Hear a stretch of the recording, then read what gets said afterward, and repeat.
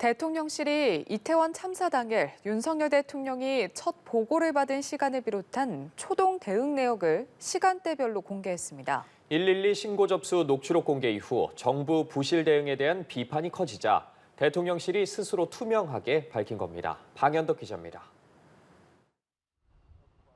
대통령실은 윤 대통령이 지난 토요일 밤 11시 1분 첫 보고를 받았다고 밝혔습니다.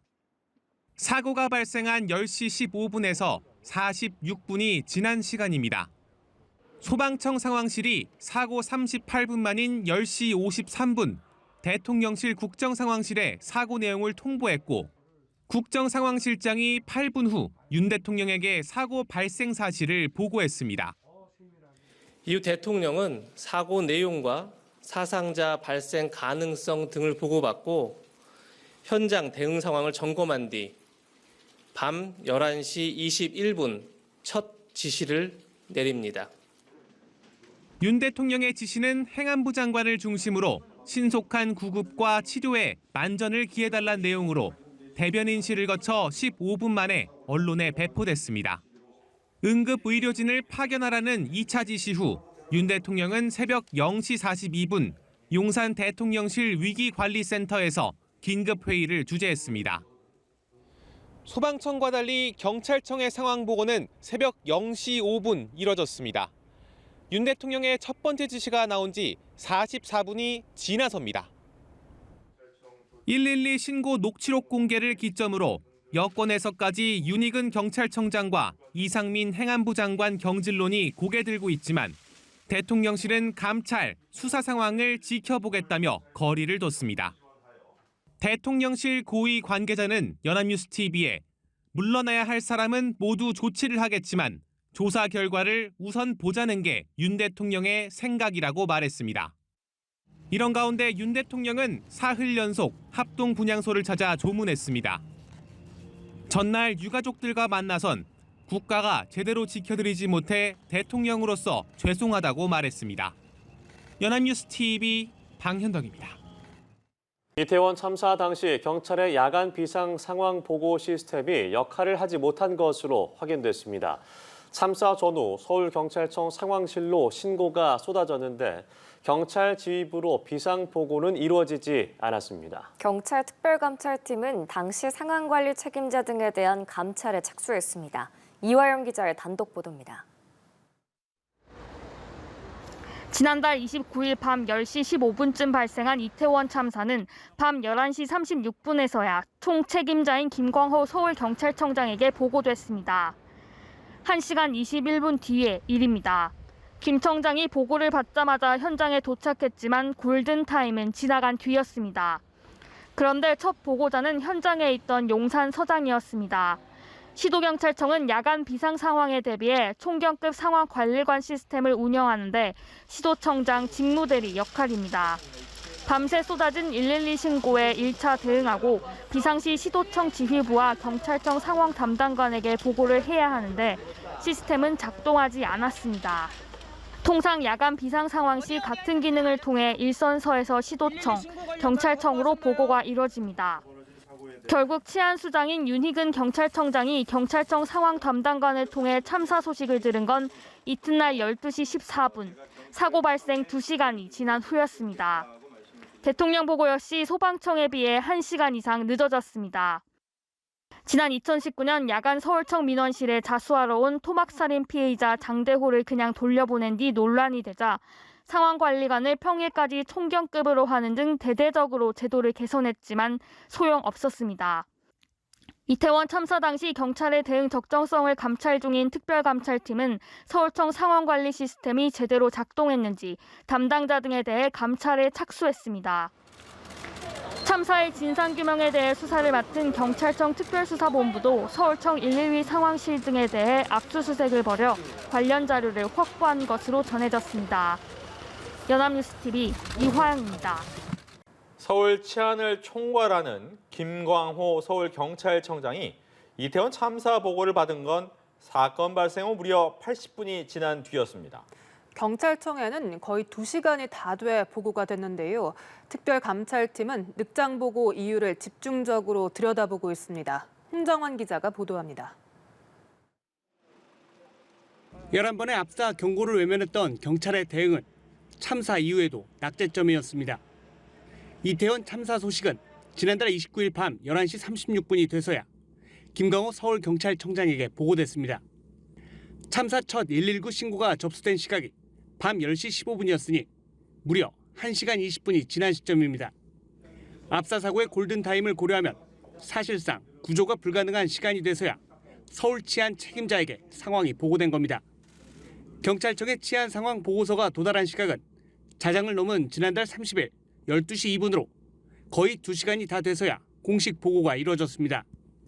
소방청, 행정안전부와 비교해보면 늑장 보고란 지적이 불가피합니다.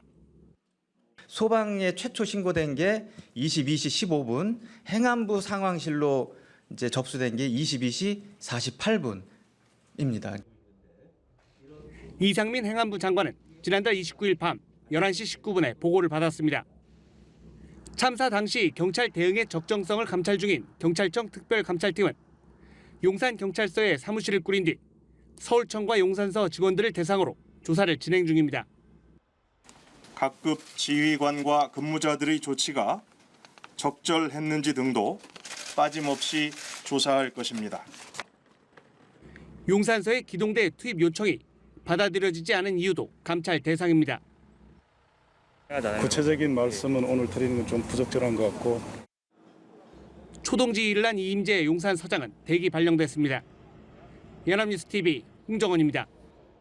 이태원 참사를 수사 중인 경찰특별수사본부가 서울경찰청과 용산경찰서, 용산구청 등 8곳에 대해 압수수색에 나섰습니다. 이번 참사와 관련해 사전 안전 대비와 참사 당시 대응이 적절했는지 등 원인 규명에 나설 예정입니다. 김혜림 기자입니다. 파란색 박스를 든 수사관들이 용산경찰서 안으로 들어갑니다.